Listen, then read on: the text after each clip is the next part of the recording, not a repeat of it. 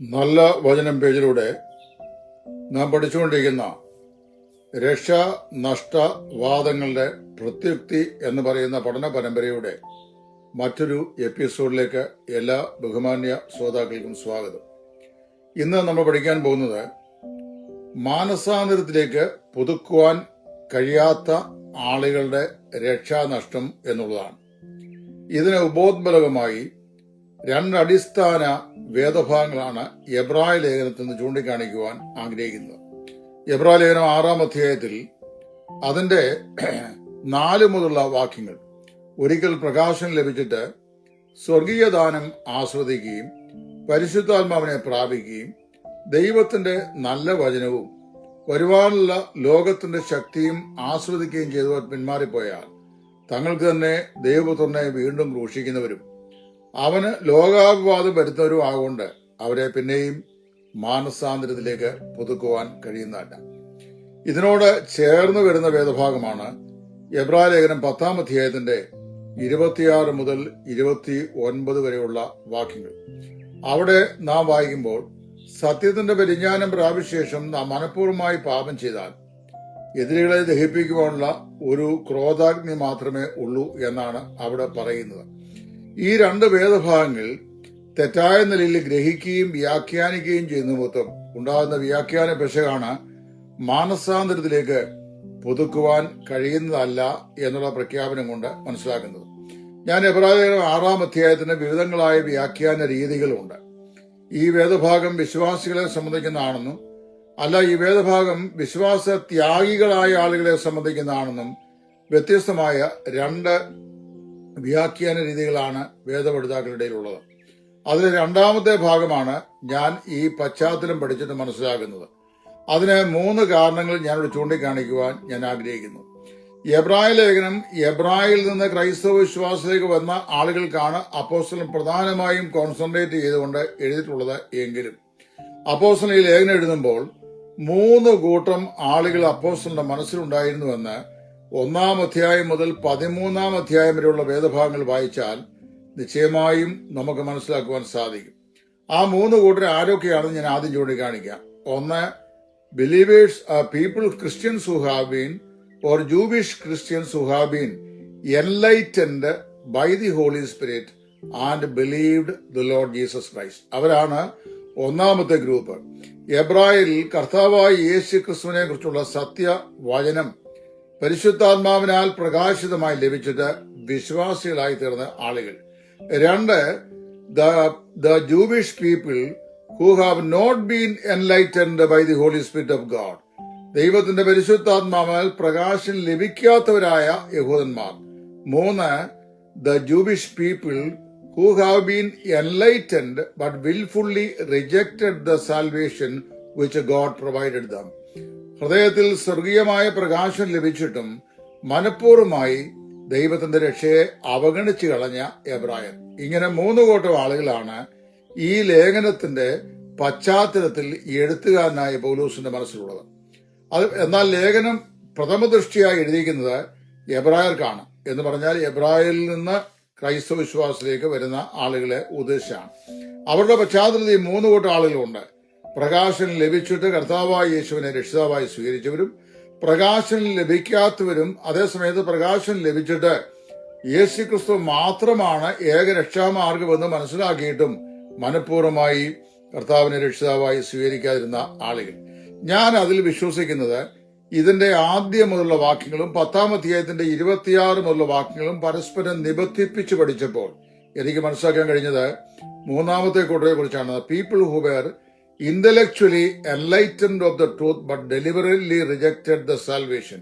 ഭൗതിക മണ്ഡലത്തിൽ സ്വർഗീയമായ പ്രകാശം ലഭിച്ചിട്ടും അവർക്ക് കർത്താവായ യേശു ക്രിസ്തു മുഖാന്തരം ദൈവം ഒരുക്കിയ ആത്മരക്ഷ വേണ്ട എന്ന് പറഞ്ഞ് മനഃപൂർവ്വമായി അവഗണിച്ചു കളഞ്ഞ വിശ്വാസ ത്യാഗികളായ ആളുകൾ. അവരോട് ബന്ധത്തിലാണ് ഇവിടെ പറയുന്ന ഒരിക്കൽ പ്രകാശം ലഭിക്കുകയും സ്വർഗീയദാനം ആസ്വദിക്കുകയും പരിശുദ്ധാത്മാവിനെ പ്രാപിക്കുകയും ദൈവത്തിന്റെ നല്ല വചനവും വരുമാന ലോകത്തിന്റെ ശക്തിയും ആസ്വദിക്കുകയും ചെയ്തവർ പിന്മാറിപ്പോയാൽ ഇവിടെ ഒരിക്കൽ പ്രകാശം ലഭിക്കുക എന്ന് പറഞ്ഞു കഴിഞ്ഞാൽ these people were intellectually enlightened of the truth. എന്താണ് രക്ഷയുടെ സത്യവചനം എന്ന് ബൗദ്ധിക മണ്ഡലത്തിൽ അവർക്ക് നന്നായി പ്രകാശിപ്പിച്ചു കിട്ടിയ ആളുകളായിരുന്നു. അല്ലെങ്കിൽ സുവിശേഷത്തിന്റെ സത്യവെളിച്ചം, ദൈവത്തിന്റെ പരിശുദ്ധാത്മാവ് പുറത്തുനിന്ന് അവരുടെ ഹൃദയത്തിന്റെ അന്തർഭാഗത്തേക്ക്, ബുദ്ധിയുടെ അന്തർഭാഗത്തേക്ക് അവർക്ക് പ്രകാശിപ്പിച്ചു കൊടുത്തു. Christ is the only means of salvation. രക്ഷയ്ക്കുള്ള ഏകമാർഗം കർത്താവായ യേശു ക്രിസ്തുവാണ്. യേശു ക്രിസ്തുവിനെ അവഗണിച്ചു കളഞ്ഞാൽ നിത്യമായ നാശം കൊയ്യും എന്നുള്ള വചനം കർത്താവ് അവരോട് പറഞ്ഞു. 2, സ്വർഗീയ ദാനം ആസ്വദിച്ചു. സ്വർഗീയ ദാനം എന്നിവിടെ പറയപ്പെടുന്നത് കർത്താവായ യേശു ക്രിസ്തുവിനെ തന്നെയാണ്.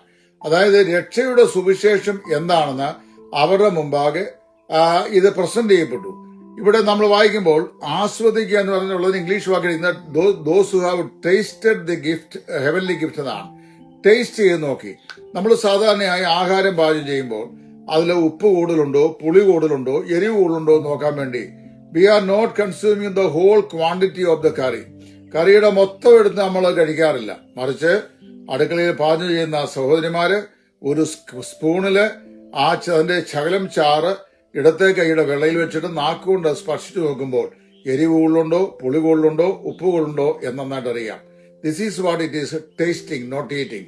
And those who have tasted the heavenly gift were not the people who have eaten him. അവനെ സ്വർഗീയ ദാനം ആസ്വദിച്ചവരെല്ലാവരും യേശു ക്രിസ്തുവിനെ ആഹരിച്ചവരല്ല. ഉദാഹരണം പറഞ്ഞു കഴിഞ്ഞാൽ, യേശു ക്രിസ്തു 5 അപ്പം കൊണ്ട് 5000 പേരെ പോഷിപ്പിച്ചു. ഈ 5 അപ്പം കൊണ്ട് 5000 പേരെ പോഷിപ്പിക്കുകയിൽ ഈ 5000 ആളുകളും കർത്താവായ യേശുവിനെ ആത്മരക്ഷകരായി ആഹരിച്ചില്ല. ചില ആളുകൾ കർത്താവ് നൽകിയ ആഹാരം രുചിച്ചു അവനെ അനുഗമിച്ചു എന്നുള്ളതല്ലാതെ ക്രിസ്തുവിനെ രക്ഷിതാവായിട്ട് അവർ അംഗീകരിച്ചു എന്ന് നമുക്ക് പറയാനായിട്ട് കഴിയുകയില്ല. ചിലരൊക്കെ കർത്താവായ യേശുവിനെ അവർ രാജാവായി അല്ലെങ്കിൽ രക്ഷിതാവായി മെസ്സിയായി അംഗീകരിച്ചിരിക്കണം. അപ്പോൾ ടേസ്റ്റ് എന്ന് പറഞ്ഞു കഴിഞ്ഞാൽ രുചിച്ചു നോക്കി, കൊള്ളാവുന്നതാണോ എന്ന് അവർ രുചിച്ചു നോക്കി. എന്നിട്ട് എന്ത് ചെയ്തു? they were unwilling to eat him. അവനെ ആഹരിക്കുവാൻ അവർക്ക് മനസ്സില്ലാതെ വന്നു. യോഹന്നാന്റെ സുവിശേഷം 6-ാം അധ്യായത്തിൽ 5 അപ്പം കൊണ്ട് 5000 പേരെ കർത്താവ് പോഷിപ്പിച്ച സംഭവത്തിന് ശേഷം കർത്താവ് പറഞ്ഞു, എന്നെ തിന്നുന്നവൻ എൻ മൂലം ജീവിക്കും. അത് മരുഭൂമിയിൽ നിങ്ങളുടെ പിതാക്കന്മാർക്ക് മന്ന ഭക്ഷിച്ചു, ഞാൻ അത്രേ അവർക്ക് മന്ന കൊടുത്തത്. ആമേൻ ആമേൻ ഞാനത് പറയുന്നു, ഞാൻ ജീവന്റെ അപ്പമാകുന്നു, എന്നെ തിന്നുന്നവൻ എൻ മൂലം ജീവിക്കും. യേശുവിനെ ടേസ്റ്റ് ചെയ്ത് നോക്കുന്നവരല്ല, യേശുവിനെ ആഹരിക്കുന്നവരാണ്. അതായത് അവനെ രക്ഷിതാവും കർത്താവുമായി ഹൃദയത്തിൽ സ്വീകരിക്കുന്നവരാണ് രക്ഷിക്കപ്പെടുന്നത് എന്ന് കർത്താവ് അവിടെ വ്യക്തമാക്കുകയാണ് ചെയ്തത്. ഇപ്പൊ സ്വർഗീയ ദാനം ആസ്വദിക്കുക എന്ന് പറഞ്ഞാൽ അതിന്റെ അർത്ഥം അതാണ്. 3-ാമതാണ് മോസ്റ്റ് കൺഫ്യൂസിംഗ് സ്റ്റേറ്റ്മെന്റ്, പരിശുദ്ധാത്മാവിനെ പ്രാപിക്കുക. പരിശുദ്ധാത്മാവിനെ പ്രാപിക്കുക എന്നതിന് ഗ്രീക്കിൽ അവിടെ ഉപയോഗിക്കുന്നത് മെറ്റോകോസ് എന്ന് പറയുന്നൊരു വാക്കാണ്. The word metochos has nothing to do with possession but only an association. അതായത് പരിശുദ്ധാത്മാവ് ഈ ഭൂമിയിലായിരുന്നപ്പോൾ പരിശുദ്ധാത്മാവിനോട് അസോസിയേറ്റ് ചെയ്തവരായവർ. യേശു 5 അപ്പം കൊണ്ട് 5000 പേരെ പോഷിപ്പിച്ചത് പരിശുദ്ധാത്മ ശക്തിയാലാണ്. യേശു കുരുടന് സൗഖ്യം നൽകിയത് പരിശുദ്ധാത്മ ശക്തിയാലാണ്. യേശു രക്തസ്രവക്കാരിയായ സ്ത്രീക്ക് സൗഖ്യം നൽകിയത് പരിശുദ്ധാത്മ ശക്തിയാലാണ്. യേശു ബേൽസെബൂബിനെ പുറത്താക്കിയത് പരിശുദ്ധാത്മാവിനാലുള്ള ശക്തിയാലാണ്. യേശു വരണ്ട കൈയുള്ള മനുഷ്യൻ സൗഖ്യമാക്കിയത് പരിശുദ്ധാത്മാവിന്റെ ശക്തിയാലാണ്. യേശു ബെഥാനിയിലെ ലാസറെ ഉയർപ്പിച്ചത് പരിശുദ്ധാത്മാവ് ശക്തിയാലാണ്. ഇങ്ങനെ പരിശുദ്ധാത്മാവ് മുഖാന്തരമായി യേശു ക്രിസ്തു ചെയ്ത എല്ലാ പ്രവർത്തനങ്ങളെയും അസോസിയേറ്റ് ചെയ്ത ആളുകളാണ് ആ കാലത്തെ യേശുവിന്റെ കാലത്തെ ആളുകൾ. അപ്പൊ വാസ്തവത്തില് they simply associated to the event but never possess that truth. ആ പറയപ്പെട്ട സംഭവങ്ങളെ അവർ അസോസിയേറ്റ് ചെയ്തിരുന്നു, അക്കമ്പനി ചെയ്തിരുന്നു. പക്ഷെ അവരൊരിക്കലും കർത്താവായ യേശുവിനെ രക്ഷിതാവായി ഹൃദയത്തിൽ സ്വീകരിച്ചതില്ല. പരിശുദ്ധാത്മാവിനെ പ്രാപിക്കുന്നത് ക്രിസ്തുവിനെ രക്ഷിതാവായി സ്വീകരിക്കുന്നവരാണ്. അല്ലാത്തവർക്ക് merely they will have the experience of association, not possession. അവരെ പരിശുദ്ധാത്മാവിന്റെ ഈ വക പ്രവൃത്തികൾക്ക് അസോസിയേറ്റ് ചെയ്തു, പക്ഷേ അവർ ക്രിസ്തുവിനെ പൊസസ് ചെയ്തില്ല, പരിശുദ്ധാത്മാവിനെ പൊസസ് ചെയ്തില്ല. So the word metakos has nothing to do with possessing the Holy Spirit, but only associating him while he was here with Christ in his various physical activities. അപ്പൊ അതുകൊണ്ട് പിന്നെ വായിക്കുന്നത്, ദൈവത്തിന്റെ നല്ല വചനവും വരുവാനുള്ള ലോകത്തിന്റെ ശക്തിയും ആസ്വദിക്കുകയും ചെയ്തവർ. ദൈവത്തിന്റെ നല്ല വചനം എന്ന് പറയുന്നത് കർത്താവായ യേശു ക്രിസ്തു തന്നെയാണ്. Again, they tasted the word, not they have eaten the word. അടുത്ത പറയുന്നത് വരുവാനുള്ള ലോകത്തിന്റെ ശക്തിയെ ആസ്വദിച്ചവർ. വരുവാനുള്ള ലോകത്തിന്റെ the power of the kingdom that is to come is the power of the miracles of the holy spirit of God. പരിശുദ്ധാത്മാവ് ചെയ്ത അത്ഭുത പ്രവൃത്തികളാണ് വാസ്തവത്തിൽ വരുവാനുള്ള രാജ്യത്തിന്റെ ഈ ശക്തിയായി വെളിപ്പെട്ടു വന്ന പ്രവൃത്തികൾ എന്ന് പറയുന്നത്. ഇതെല്ലാം അവർ കാണുകയും കേൾക്കുകയും ആസ്വദിക്കുകയും മനസ്സിലാക്കുകയും അതിന് സാക്ഷ്യം വഹിക്കുകയും ചെയ്തവരായിട്ടുള്ള ആളാണ്. ഇങ്ങനെയുള്ള ആളുകൾ അവർ പിന്മാറിപ്പോയാൽ എന്ന് പറഞ്ഞു കഴിഞ്ഞാൽ ഈ സത്യത്തിന്റെ പരിജ്ഞാനം അവർ പ്രാപിച്ചു. They had been intellectually enlightened of the truth. അവരുടെ ബുദ്ധിമണ്ഡലത്തിലെ സത്യത്തിന്റെ പരിജ്ഞാനം അവർ പ്രാപിച്ചു, അല്ലെങ്കിൽ ഗ്രഹിച്ചു. ഇതാണ് സത്യം, ഇത് മാത്രമാണ് സത്യം, യേശുക്രിസ്തു മാത്രമാണ് രക്ഷകൻ എന്നുള്ള എല്ലാ സത്യങ്ങളും അവർ മനസ്സിലാക്കിയ ശേഷവും they were almost been brought to the brim of salvation. രക്ഷയുടെ വക്കോളം അവർ എത്തിച്ചേർന്നു. അവരൊരു സ്റ്റെപ്പ് കൂടെ മുമ്പോട്ട് വെച്ചിരുന്നെങ്കിൽ അവർ രക്ഷിക്കപ്പെടുമായിരുന്നു. പക്ഷേ അവർ രക്ഷിക്കപ്പെട്ടില്ല. അവർ മുമ്പോട്ട് ആ കാലുകൾ വെച്ചില്ല, രക്ഷയെ സ്വായത്തമാക്കിയില്ല. അങ്ങനെയുള്ളവർ രക്ഷയുടെ ബ്രിമിൽ നിന്ന് പുറകോട്ട് പോയാൽ, പിന്മാറിപ്പോയാൽ, അങ്ങനെയുള്ളവരെ എന്ത് ചെയ്യാൻ കഴിയില്ല? മാനസാന്തരത്തിലേക്ക് പുതുക്കുവാൻ കഴിയുകയില്ല. വിശുദ്ധ വേദപുസ്തകം പറയുന്നത് രക്ഷിക്കപ്പെട്ട ഒരു വിശ്വാസി ഏത് നിലയിലുള്ള പാപം ചെയ്താലും, പാപം ചെയ്യാൻ പാടില്ല, ഏത് നിലയിലുള്ള പാപം ചെയ്താലും, പാപം ചെയ്ത് ദൈവത്തിൽ നിന്ന് അല്ലെങ്കിൽ ദൈവികമായുള്ള കൂട്ടായ്മയിൽ നിന്ന് അകന്നു പോയാൽ അവന് മാനസാന്തരപ്പെട്ട് ദൈവത്തിങ്കിലേക്ക് യഥാസ്ഥാനപ്പെടുവാൻ കഴിയും എന്നാണ്.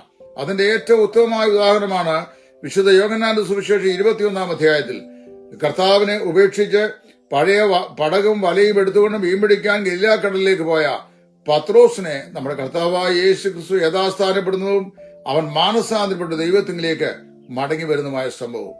ഏതൊരു ദൈവവേദലിനും രക്ഷിക്കപ്പെട്ട് അവരുടെ തേജസ്കരണം സംഭവിക്കും മുമ്പുള്ള കാലഘട്ടങ്ങളിൽ ഏതെങ്കിലും നിന്നുള്ള കാരണത്താൽ അവർ പിന്മാറിപ്പോയാൽ അവർക്ക് മാനസാന്തരപ്പെട്ട് ദൈവത്തിങ്കിലേക്ക് യഥാസ്ഥാനപ്പെടുവാനുള്ള പ്രൊവിഷൻ ഉണ്ടെന്ന വേദപുസ്തകം പഠിപ്പിക്കുന്നു. പക്ഷെ ഇവിടെ പറയപ്പെടുന്ന ഈ ആളുകൾ ആരാ?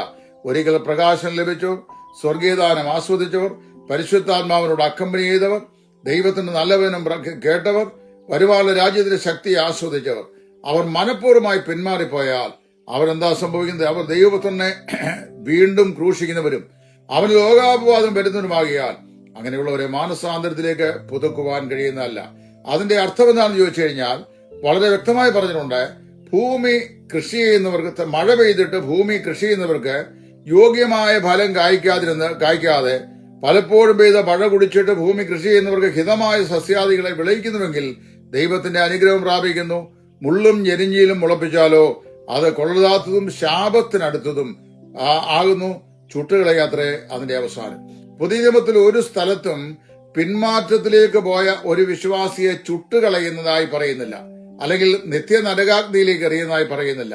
എന്നാൽ ഇവിടെ പറയപ്പെടുന്നത് മനഃപൂർവ്വമായി ദൈവത്തിന്റെ രക്ഷയെ തൃണവൽഗണിച്ച് കളഞ്ഞ ഈ ആളുകളെ കേവലം ശാപത്തിനൊത്തതും അത് മുള്ളിനോട് ഉപമിക്കപ്പെടുന്നതും തീയിൽ ഇട്ട് ചുട്ടുകളയുന്നതുമായിട്ടാണ് പറയുന്നത്. അപ്പൊ അതുകൊണ്ട് ഇവിടെ പറയപ്പെടുന്ന ആളുകൾ ആരാണ്? People who were intellectually enlightened of the truth but deliberately rejected it. ദൈവത്തിന്റെ വചനത്തിന്റെ സത്യം, സുവിശേഷത്തിന്റെ സത്യം ഭൗതിക മണ്ഡലത്തിൽ പ്രകാശിപ്പിക്കപ്പെട്ടുവെങ്കിലും മനഃപൂർവ്വമായി അതിനെ ഉപേക്ഷിച്ച് കളഞ്ഞ വിശ്വാസ ത്യാഗികളായ ആളുകളെ കുറിച്ചാണ്. ഇതേ കാര്യമാണ് ഇതിന്റെ 10-ാം അധ്യായത്തിന്റെ 26 മുതലുള്ള വാക്യങ്ങൾ പറയപ്പെടുന്നത്. അവിടെ നമ്മൾ വായിക്കുമ്പോൾ ഇതേ ഭയനിർദ്ദേശം അപ്പോസ്തലൻ അവിടെ നൽകുന്നുണ്ട്. ആ ഭയനിർദ്ദേശം കൂടെ ഞാൻ വായിച്ചു കേൾപ്പിക്കാം. അവിടെ അപ്പോസ്തലൻ പറയുകയാണ്, സത്യത്തിന്റെ പരിജ്ഞാനം ലഭിച്ച ശേഷം നാം മനഃപൂർവ്വമായി പാപം ചെയ്താൽ പാപങ്ങൾക്ക് വേണ്ടി ഒരു യാഗവും ഇനിയും അവശേഷിക്കാതെ ന്യായവിധിക്കായി ഭയങ്കരമായ ഒരു പ്രതീക്ഷയും എതിരികളെ ദഹിപ്പിക്കാനുള്ള ക്രോധാഗ്നിമേ ഉള്ളൂ. അത് വളരെ വ്യക്തമായി പറയുകയാണ്. അതായത് ദൈവം നൽകിയ ഈ സത്യത്തിന്റെ പരിജ്ഞാനം അത് ലഭിച്ച ശേഷവും മനഃപൂർവ്വമായി wilfully if they commit sin wilfully reject the salvation of Christ. വാസ്തവത്തില് ദൈവത്തിന് ക്ഷമിക്കാൻ കഴിയാത്ത ഒരേ ഒരു പാപം മാത്രമേ വേദപുസ്തകം പറഞ്ഞുള്ളൂ. അതായത് തന്റെ പരിശുദ്ധാത്മാവിനെ കൊണ്ട് സാക്ഷി നിന്ന് കേട്ടവർ നമുക്ക് ഉറപ്പിച്ചു തന്ന ഇത്ര വലിയ രക്ഷയെ അത് അറിഞ്ഞിട്ടും മനഃപൂർവ്വമായി അതിനെ അവഗണിച്ച് കളയുക എന്ന് പറയുന്ന കൊടിയ പാപം. ആ പാപം ദൈവത്തിന് ക്ഷമിക്കാൻ കഴിയില്ല. വളരെ സംഗ്രഹമായി പറഞ്ഞു കഴിഞ്ഞാൽ കർത്താവായ യേശു ക്രിസ്തുവിനെ നമുക്ക് വിശുദ്ധീകരിച്ച് നമ്മുടെ രക്ഷയ്ക്കായി ദൈവം ഏൽപ്പിച്ചെന്ന് ക്രൂശന്മേൽ അവൻ നമ്മുടെ പാപങ്ങൾക്ക് പരിഹാരമായി അവൻ തകർക്കപ്പെടുകയും തന്റെ രക്തച്ചൊരിച്ചില്ലാൽ നമുക്ക് വിമോചനം പ്രഖ്യാപിക്കുകയും ചെയ്തിട്ടും ആ ദൈവപുത്രനായ യേശു ക്രിസ്തുവിനെ മനഃപൂർവ്വമായി നിരാകരിച്ച് കളഞ്ഞു കഴിഞ്ഞാൽ എന്താ സംഭവിക്കുന്നത്? ന്യായവിധിക്കായി ഭയങ്കരമായ ഒരു പ്രതീക്ഷയും എതിരികളെ ദഹിപ്പിക്കുവാനുള്ള ക്രോധാഗ്നിയേ ഉള്ളൂ. അതിന്റെ 29-ാം ഭാഗത്തിൽ പറയുകയാണ്, ദൈവപുത്രനെ ചവിട്ടിക്കളയുകയും തന്നെ വിശുദ്ധീകരിച്ച നിയമരക്തത്തെ മല്ലുമെന്ന് നിരൂപിക്കുകയും കൃപയുടെ ആത്മാവിനെ നിന്ദിക്കുകയും ചെയ്തവൻ എത്ര കഠിനമേറിയ ശിക്ഷയ്ക്ക് പാത്രമാകും എന്ന് വിചാരിപ്പീൻ. ഇതിന്റെ ഒടുവിൽ പറയുന്നത് ജീവനുള്ള ദൈവത്തിന്റെ കയ്യിൽ വീഴുന്നത് ഭയങ്കരം എന്നാണ്. അപ്പൊ ചുരുക്കം പറഞ്ഞു കഴിഞ്ഞാൽ ഞാൻ വിസ്താര ഭയത്താൽ ഇവിടെ സംക്ഷേപിക്കുകയാണ്. ഈ എബ്രായലേഖനം 6-ാം അധ്യായവും 10-ാം അധ്യായത്തിന്റെ 26 വാക്യങ്ങളും രക്ഷിക്കപ്പെട്ട വിശ്വാസത്തെ കുറിച്ചല്ല, രക്ഷയുടെ വക്കോളം എത്തിയ ശേഷം മനഃപൂർവ്വമായി സുവിശേഷത്തെ അവഗണിച്ച് നാശത്തിന്റെ പാതയിലൂടെ സഞ്ചരിച്ച് നിത്യ നരകാഗ്നിക്ക് യോഗ്യരായി തീർന്ന വിശ്വാസ ത്യാഗികളായ ആളുകളെ കുറിച്ചാണ്. വിശ്വാസി പിന്മാറിപ്പോയാൽ അവനെ മാനസാന്തരപ്പെടുത്താൻ കഴിയും. വിശ്വാസ ത്യാഗം സംഭവിച്ചവരെ മാനസാന്തരത്തിലേക്ക് പുതുക്കുവാൻ കഴിയുന്നതല്ല എന്നാണ് ഈ വചനഭാഗം നമ്മെ ഉദ്ബോധിപ്പിക്കുന്നത്. എന്നെ കേൾക്കുന്ന നിങ്ങൾക്ക് നിശ്ചയമായും പലവിധമായ സംശയങ്ങൾ ഈ വേദഭാഗത്തിന്റെ വ്യാഖ്യാനം സംബന്ധിച്ച് ഉണ്ടാവാൻ സാധ്യതയുണ്ട്. ദയവായി അങ്ങനെ ഉണ്ടെങ്കിൽ നിങ്ങൾ എന്നെ കോണ്ടാക്ട് ചെയ്യുക. നിങ്ങളുടെ സംശയം എത്രമാത്രം പ്രാവശ്യം പറഞ്ഞിട്ടുണ്ടെങ്കിലും ഞാനത് പറഞ്ഞു തരുവാൻ ബാധ്യസ്ഥനാണ്. ഞാനത് ചെയ്യുന്നതാണ്. നിങ്ങൾക്ക് ഞാൻ ഉറപ്പു തരുന്നു. നിങ്ങൾ എന്നെ കോണ്ടാക്ട് ചെയ്യുക. ദൈവം നിങ്ങളെ ഏവരെയും അനുഗ്രഹിക്കട്ടെ.